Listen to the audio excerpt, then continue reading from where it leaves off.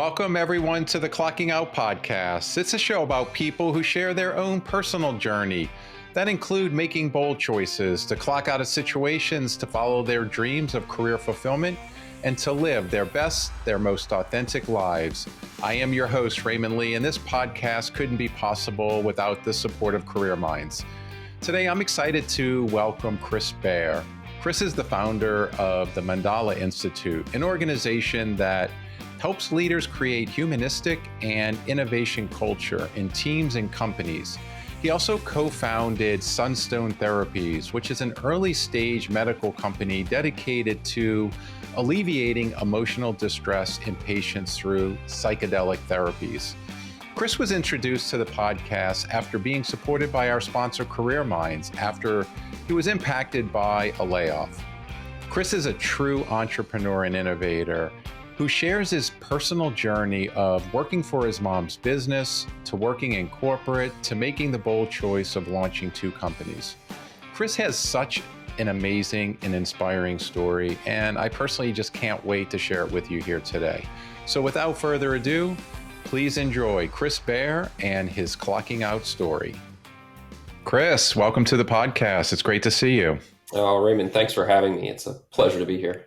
Absolutely. To set some context, you and I connected about a couple of months ago now, and it's interesting because you had gone through our sponsor, Career Minds outplacement program. Your position was eliminated from your previous employer, went through our program, and then you had reached out, learned about the podcast, and here we are. It's so great to be here with you today. And I've, through a couple conversations, absolutely fascinated by your background and your story. So really excited to kind of dig in. Oh, well, great. And thanks for having me. I'm looking forward to the conversation. Awesome. So one of the things that our listeners like, Chris, is to know a little bit about the personal side of you, and would love to kind of start with, where'd you grow up? Maybe tell us a little bit about your parents, what they did, and we'll go from there. Sure. Well, I'm from Washington, D.C., and I was raised out in Alexandria, Virginia, and kind of had a pretty traditional upbringing in the sense that I went to high school and did all those things, and was fortunate enough I got to go to college. It's interesting. My dad was in HR, and it never really dawned on me that would have probably some influence on me. He did HR consulting for years. And then my mom was also an entrepreneur and started her own business.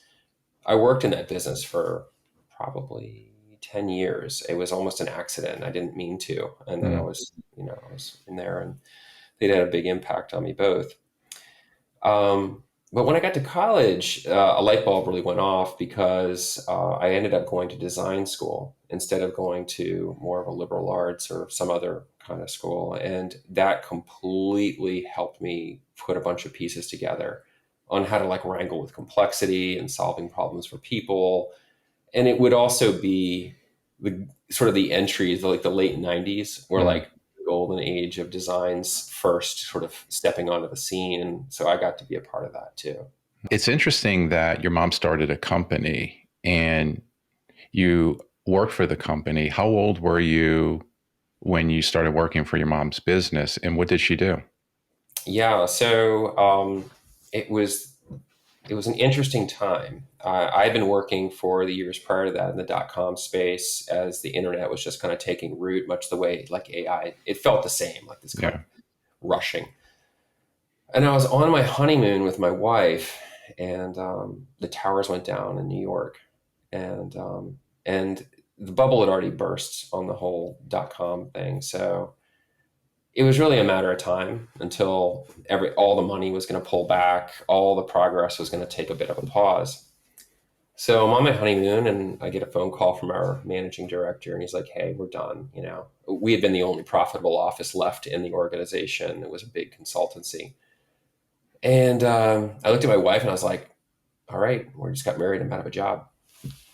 And I've always been kind of on these sort of growth edge pieces. So I kind of got used to that as being kind of part of the risk profile of people that work in that space. And I got back and I looked at my mom's business, She had developed an international hospitality hotel, like marketing, um, boutique marketing company. It's kind of Mm, in the vein of Condé Nast when Condé Nast was coming out. mm, And they were like doing everything with like paper and pencil and telephone. Like, and I came in with all of my big tech ideas, and I was like, let us volunteer. I had a bunch of other smart people around who'd been laid off too. mhm. So we were like, let's come volunteer for a while, for 3 months. And it turned into 10 years. And it was a really cool ride. It was an interesting business to be a part of. I learned a ton about people, um, doing things internationally. We had to surf through the mortgage-backed crisis, which was also really interesting. So Mm, I think my business school training was like frontline learning as you go. Made a lot of bad habits along the way, but mm. also learned a lot of good things. That's cool. So, how long did your mom have the company before you joined it? I think, let's see, it was founded in 1978, like unofficially. It was called JDB Fine Hotels and Resorts. And Gotcha. yeah, and it was called JDB Associates when I started, and then we rebranded because I brought the branding lens and lots of other things with tech. And so we began to kind of compete on a larger market after that. So, the thing that comes to mind, Chris, that I find interesting is that there's so many family businesses that start years and years before you become an adult, and there's always a pressure. I feel like where kids of the family are sort of pulled into the business, and there's this pressure to kids. The parents want the kids to take over the business, and they want to run the business. And I have friends that have family businesses, and I often hear, I will never do anything with my parents' business. I'm going to go to school. I'm going to start anew. And I just wonder, in your case, it sounds like you didn't really have that pressure, that your parents sort of did their own thing. You had this desire to want to go into design school and start your career. And then it was the circumstances of, sort of changes in the world, and that kind of led you back to getting involved in your parents' business or your mom's business. And I guess as you reflect back, no one has a crystal ball, but it's sort of interesting how you ended up in the business. And I just wonder if you could comment on sort of that point around that pressure of feeling like your parents want you as part of the business. I'm sure your mom was like welcoming you with open arms. And I just wonder, as you think back, um, how does that strike you? Yeah. I mean, it's a podcast in and of itself, right? To talk about family businesses and going into one and being in one. Um, I had vowed early on that I would never go into the family business. And it was mostly that I didn't think I was interested in it because I was looking at it from a particular lens. It was an interesting business, and it worked a lot with travel professionals. Mm-hmm. And I thought that, well, maybe that's not going to be the future. I just didn't see it.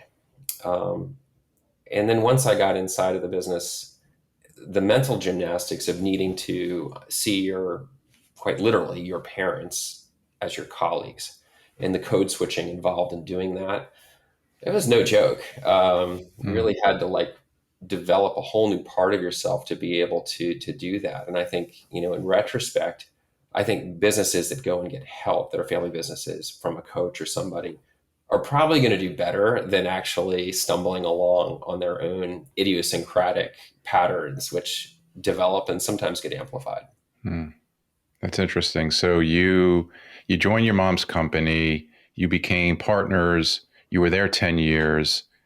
Obviously, you made an impact to evolving the business. Why did you clock out of that and move on? Yeah, that's a good question. Well,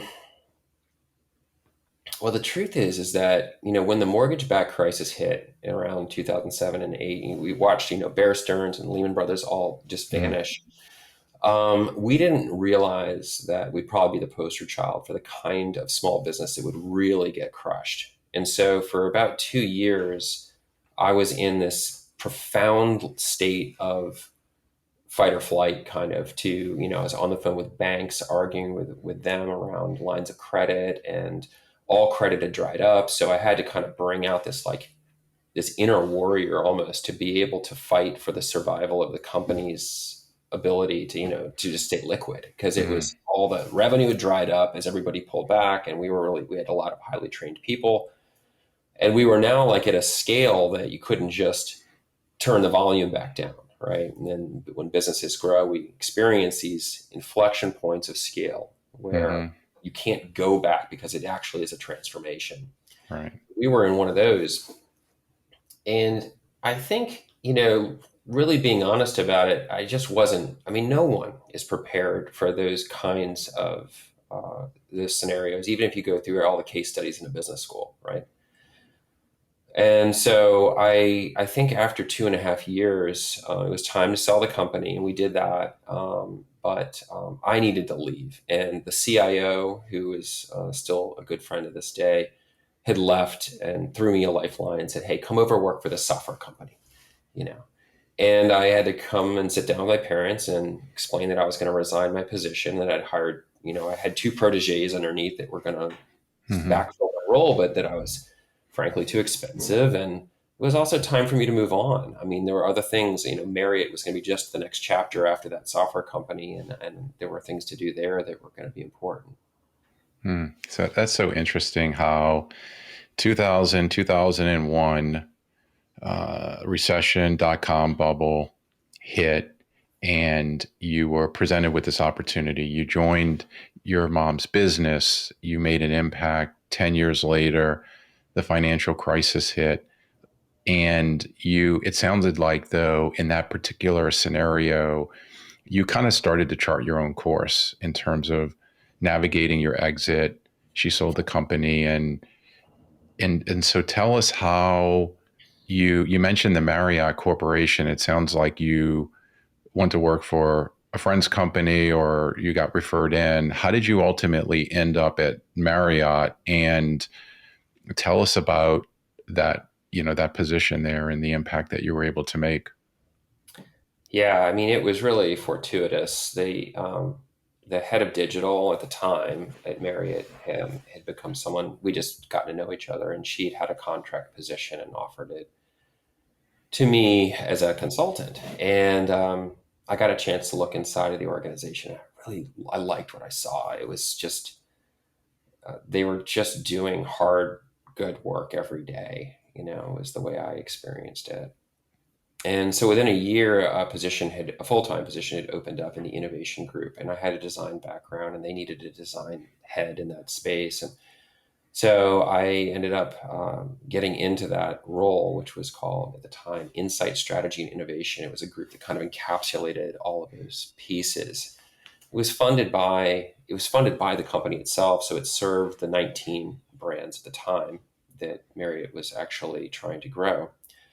And it was coming at a really interesting time when, the millennials and soon to be Gen Z were showing different tastes and what they wanted in a hospitality experience. So a lot of the core ways in which the company had grown were kind of in peril. Hmm. The lack of innovation due to land and expand models had kind of, let's just say land and expand had run its course. They needed to innovate while they were expanding. So I was part of that team. And I did that for 4 years and loved it. It was fantastic work, just so fun. And then we decided to see if we could scale that work in the company. So I flipped over in HR and started to think about how the sort of social expansion, if you will, of innovation in the company could take root. And without, because innovation, too much of it is like chaos, right? But too little of it, you don't grow. Right. And so I did that. And along the way, I became really fascinated with how human beings, which comprise these systems, develop and grow themselves. And that was a turning point.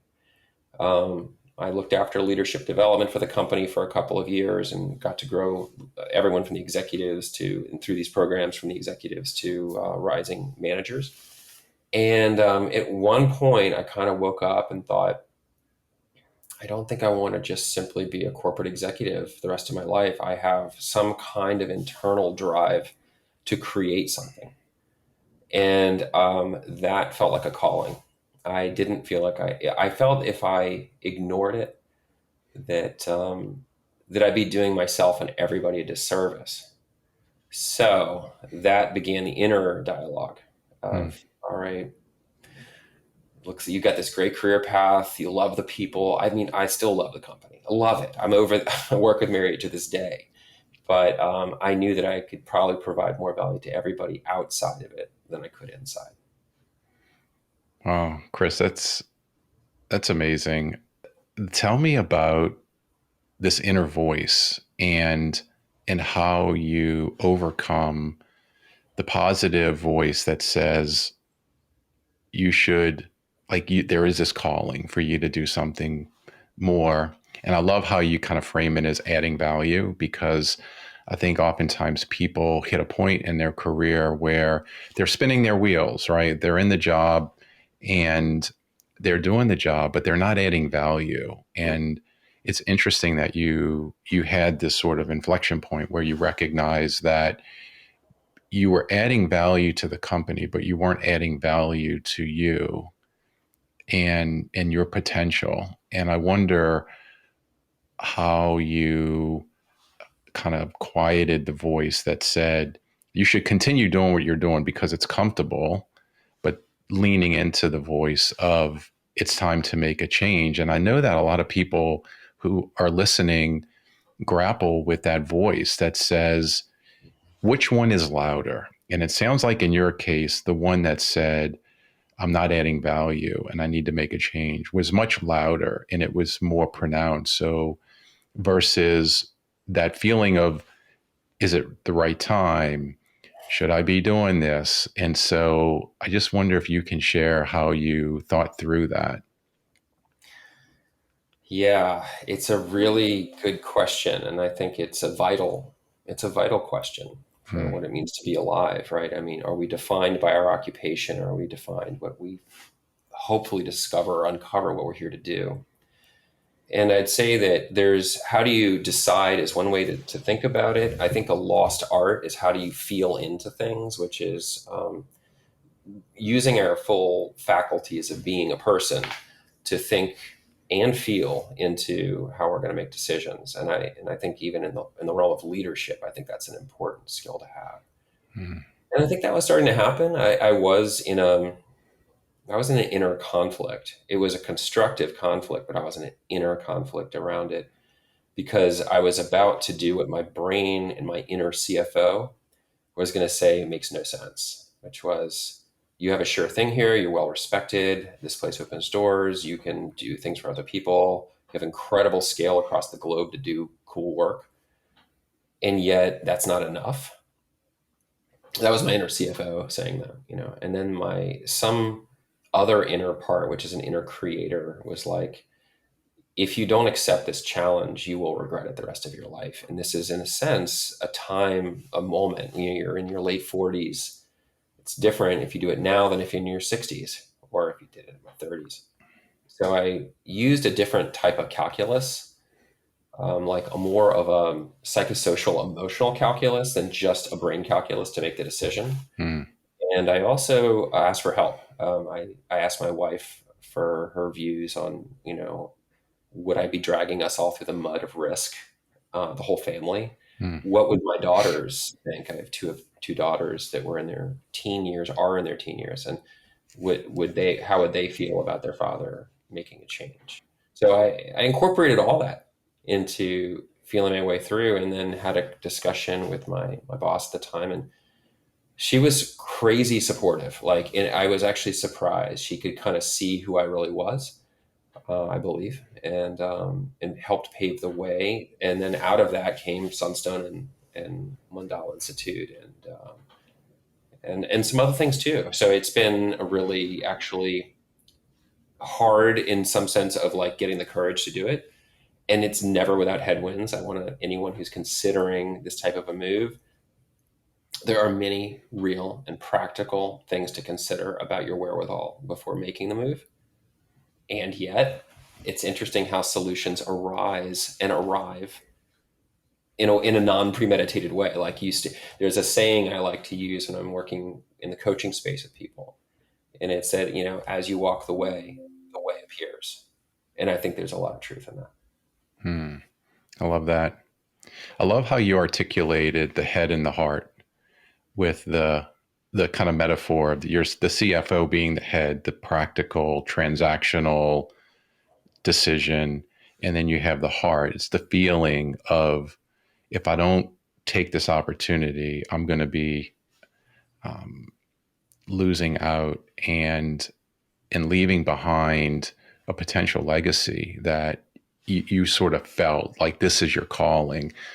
And I think that's really nicely articulated, because the framework that you're describing, the head and the heart, I think oftentimes a lot of people get in their head and it's sort of that CFO, the practical components of where you are today and why you shouldn't make the move. But it's sort of the heart that drives you to leading into or leaning into sort of the feeling that if I don't do this, then I'm not really living my best life. And and it's hard to describe, but when you have that feeling and you're articulating that to your family and your coworkers, that passion comes alive and they see, wow, this is definitely your journey. And I think that for people listening, really kind of tapping into the heart and really identifying like the feeling of your calling is so important. Yeah, I agree. And I mean, I think it's an underdeveloped skill. I mean, I talk a lot about this notion of like, what does it mean to work with love in terms of the coaching space, and how do we have a really healthy relationship between heart and mind? Because I think we're really in an era, we've been in actually probably a few centuries of the mind right now. And I think the heart is actually the unvoiced and very vital thing that's needed in a lot of the ingredients of things. Mm. Um, and one other thought on that, like around, there's these types of changes in life that can kind of come in these, grossly like two forms, right? And the last example, I kind of pushed myself off the cliff at Marriott. I stepped off on my own.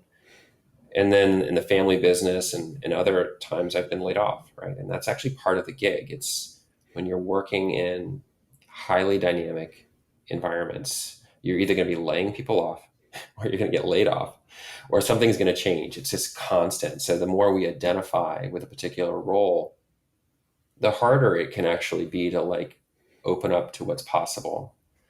And I think that's my encouragement to people when they're thinking about whether, as you're saying, clocking out or embracing a new kind of change in their life.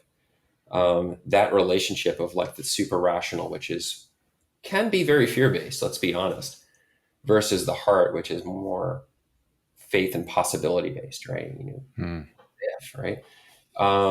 It's great to see how early and how frequently you can cultivate that relationship between the two, such that you're living the life that you're meant to lead, and not just for yourself, but as an example to other people, Mm. and to create new value for other people, and not just try to like do this sort of diminishing returns and deductive value in life, which can feel really soul crushing, if we're being honest. I love that perspective. So, Chris, when you were at the Marriott Corporation, at what point did you envision the idea of Sunstone, and how did the idea formulate in terms of the company and the product? So, tell us a little bit about that. So the first step was during my time doing leadership development at Marriott. I'd come to a understanding or a point of view that growth and healing were almost two sides of the same coin for people. That often what happens is in life we extend into territory, and that growth is uncomfortable. It can be downright traumatic for some people, Mm. but even on the leading edge, it's uncomfortable, right? And so in thinking about that, I brought up some of these ideas with an oncologist friend of mine, and we were talking, and he had introduced me to the Johns Hopkins research on psilocybin therapy for cancer patients.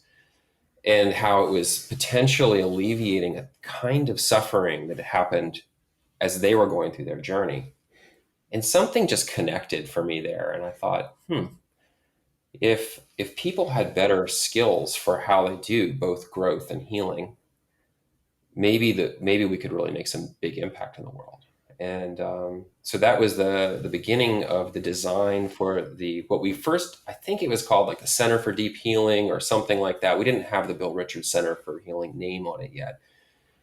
So Marriott was designing its new headquarters at the time, and Gensler was doing the design spec on that. And I had a couple of friends who were in the architecture space over there, and I was like, "Hey, who do you guys have that can like design like the best cutting edge healthcare systems?" And like, "Oh, let's hook you up with this person." So enter, Gensler's like awesome healthcare design team who helped us design this incredible center. Well, now we needed to operate it. And so the center was like this thing, and Sunstone just naturally emerged out of that, with physicians and administrators and such, and then began to take on. The long story short is it's a research company that's sort of setting the PX standards for what psychedelic therapy can become once FDA clears some of these. They clear some of these hurdles, which there's still many to go. Hmm. So it's conducting, I think at present, 9 trials across probably 6 or 7 compounds. So, Chris, this is absolutely fascinating because as I'm hearing you talk about this shift from working for one of the largest hospitality companies, hotel companies in the world, Marriott, and you working in the retail space with your mom's business, you have a design background and education. How did you become educated around the healthcare industry and this idea of psychedelic therapy? And it's so cutting edge. What kind of experience has sort of led you into feeling confident that you could learn this new industry and launch a new business in a field that, from my perspective, you didn't go to college for this. You didn't work for a company that does this. It's such a radical change in terms of your focus. And I mean, kudos for you to, just jump all in. But I'm just wondering, where did that experience come from before launching Sunstone? I mean, Raymond, it's such a good question about, and not just for myself, but for anyone, like how does one cultivate that? Um, I mean, the 2 words that leap to mind, okay, I'll say it in a different way. Um, I'm a big believer in the power of wonder and curiosity is 2 sides of this thing. Wonder is a sense of awe of the possible, and curiosity kind of aligns with a humility that we don't know. And if you can couple those with a bit of courage, and it's a deep process to actually feel this way in life. A lot of things that seem impossible can become possible. And okay, so that's the airy side. Let's talk about the practical side. If you have this bent and you can cultivate this kind of curiosity and wonder and a little bit of courage, the next step is to look for what I think of. This comes from the brand space more, and maybe in business, is adjacencies. What are the natural adjacencies to what you presently know how to do that are right next door to you that you can stretch into? So in the medical space, one of the things they've been sorely lacking is a hospitality mindset.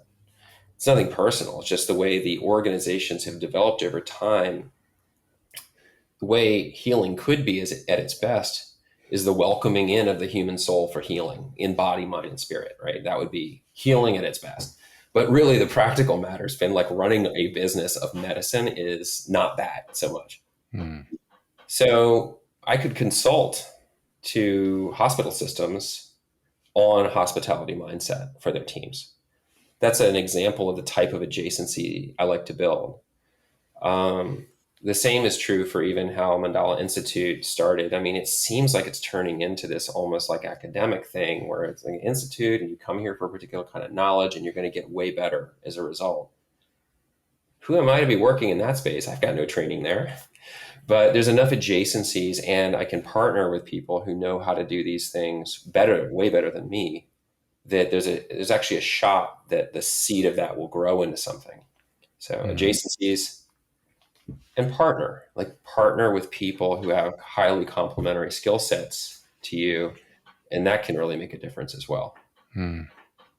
I love that description of the adjacencies. And it seems like your innovation background and your experience early in Marriott, being able to recognize when there's opportunities. And so I think part of that is just being open to those adjacencies. And it sounds like there was an opportunity, which, by the way, I think is fascinated, this idea of hospitality in the medical field. I think that, just in general, doctors can work on their bedside manners a bit. What makes that a 10x is not the doctor's bedside manner with just the patient. It's the respect between the inner of the team's inner respect for one another, because it's such a what hospitality gets right is that when you go off into the back of a house of a property, a lot of the way people relate to one another is actually still hospitality, right? It's a lot of respect, and it's a lot of like working together. What I witnessed in medicine was sometimes not that. I mean, sadly, and I don't think it's not even a thinly veiled secret. I think that sometimes the culture inside of some places that do medicine at scale can be pretty rough. And so that to me, I just wanted to say, like, hey, if you're in the medical field and you want to dial up what's going to happen in patient experience and patient outcomes, work on how your culture works on the inside out, rather Mhm. than just trying to do bedside manner. So sorry, I just couldn't resist that one. I love that, Chris. I feel like the centers that you built have that hospitality mindset, both with patients that are coming in, but as you're describing, how doctors and therapists and administration work together behind the scenes really impacts just the patient outcomes and how they feel when they come into a center. I feel like it's such a good perspective. Share with us what you've learned in terms of, you started Sunstone years ago, Mandala years ago.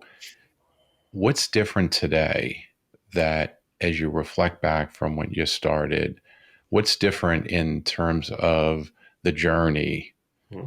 that you almost are like either pinching yourself, or you wonder Hmm.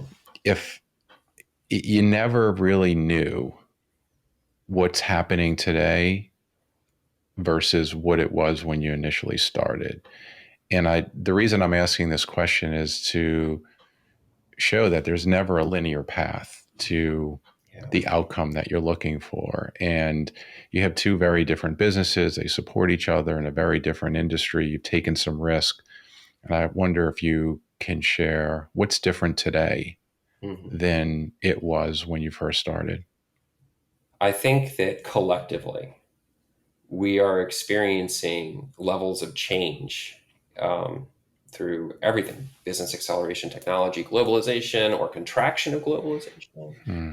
um, polarity in our society, particularly in the United States, right? Of people that are frankly out of rife fear, like everyone is retreated, a media that really enjoys capitalizing on that rife fear and perpetuates it, I think, in every regard. And even our democracy is like trying to figure out what to do with all this. It's not an easy path. So when I think about what that means, there's a great need for kind of a recasting of how we lead. And that has not only affected the business in terms of what we're putting forth is really resonating with Hmm. teams. And we could never have projected this. It's just been kind of hitting the stream in the right way at the right time. So let's be honest about that. But nonetheless, I think we represent something that is new and fresh in the leadership space and the way we do what we do. And it's resonating with people in organizations, particularly larger teams that need it. Hmm. And what you're referring to here is the like um, psychedelic assisted treatment. Is that Well, specifically or just in not general? exactly. Although it's interesting that there has been, I'm in conversations with companies that are trying to see if they could merge that into leadership, and I have opinions about that. Um, but more that our most basic human needs and skills are now, I think, coming more to the front, that we actually need to not push them to the side as we have maybe in the last 50 or 100 years in the name of business and profit. There needs to be enough humanity in work, because otherwise we're going to face, as businesses call it, disengagement, burnout, talent drain, all the things that make, investors and business leaders quake. The very reinvestment in those things in people can create a win-win, right? If Hmm. we can invest in people so that they feel whole, creative, capable, ready for challenges, resilient, responsive, adaptive, these are the skills that we need in teams now more than ever. And that serves everybody. So Hmm. that's, in a sense, our take on why we seem to be one of the right things at the right time. Hmm. So, Chris, what are one of the biggest challenges that you face in terms of where you are today, and how will that sort of play forward in your business?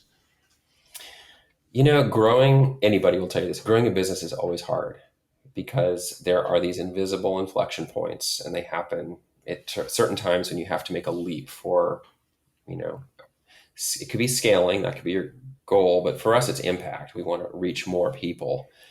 So I guess scaling becomes part of that. You have to grow. Knowing when and how to do that in the right measure, um, that's a tough. It's tough. It's not impossible. It just Hmm. requires, courage and a little bit of insight and grit and stick to itiveness. But if you're starting something new and you're growing your own thing, I'd say, like, surround yourself with people who have been there and done that enough that they can help you with some of the wayfinding. Hmm. I have to just go back to you working for your mom's company. How much of that 10-year journey with working for her business impacts the decisions that you make today? And it's so interesting how the universe works and position you to have that 10-year stint, because I can only imagine that experience is playing itself forward in the work that you're doing today. It gave me a really interesting foundation from which to launch. It also, in recent years, has illuminated a lot of bad habits I started when I was young because I didn't know better Mm. about leading, things I had to let go of. Such as, there were times when it was tense, and how do you hold tension with grace? At the time, I was just too young to really understand that, much less bring that forward in myself. And so, in some ways, I've learned a lot more about how not only to do some things well, but also how not to do some of the things that I just organically developed because I was in a family system and not a business system. And they're just so Mm. different. It really was still it's called a family business with family first, right? Almost as a reason. So, and families are complex, let's be honest. Mm. They're very complex. Yeah.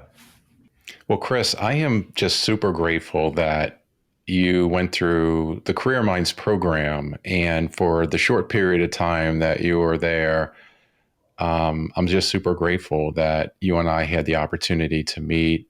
I love your story. What is the best way for people to find you? LinkedIn, probably. I'm easy to find, Hmm. and LinkedIn, and then Mandala Institute is where I work, and We love to hear from people. We often like to share what we learn. So if you're interested, follow us and we'll share some things to you. We're all about impact.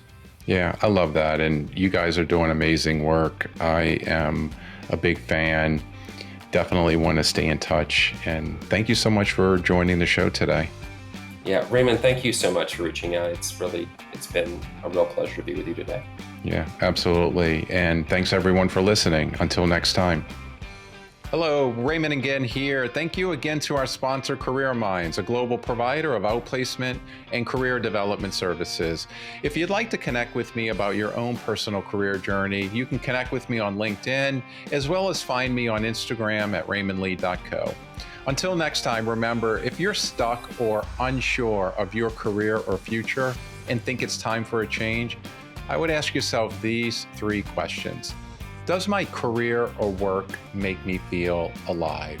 Am I doing the things that matter to me most? And am I creating value for myself and for others? Until next time.